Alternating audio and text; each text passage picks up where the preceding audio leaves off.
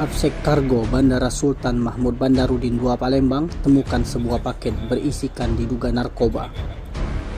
Modusnya terbilang hal baru lantaran menggunakan jasa kargo untuk mendistribusikan barang haram itu. Paket tersebut diduga berisi narkoba dari jenis golongan 2 yakni ganja.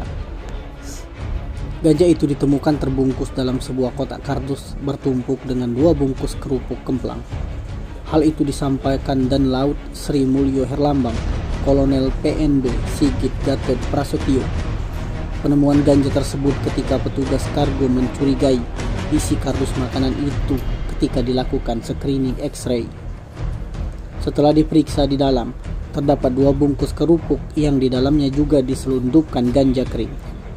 Sementara itu paket kardus berisikan ganja kering itu berasal dari Palembang yang akan dikirim ke Jakarta, lebih tepatnya Cengkareng. Kini ganja kering seberat lebih dari 2 kg tersebut sudah dilimpahkan ke pihak berwajib Ditres Narkoba Polda Sumsel untuk penyidikan lebih lanjut. Terlepas itu, Kolonel Sigit menjelaskan Bandara SMB 2 termasuk salah satu objek vital negara yang sudah pasti memiliki tingkat keamanan tinggi. Ia hanya mengimbau petugas pengiriman paket untuk lebih berhati-hati saat menerima pengiriman. Baik, untuk sementara ini barang bukti yang diduga itu berisi benda terlarang itu ada 3 dalam satu kotak makanan, kotak kardus makanan. Di dalamnya ada 3 bungkus plastik, 1 bungkus plastik besar, 1 bungkus plastik sedang dan kecil. Total berat dari ketiga paket tersebut yang di dalam satu kotak makanan tersebut itu lebih kurang 2 kg dengan tujuan Cengkareng.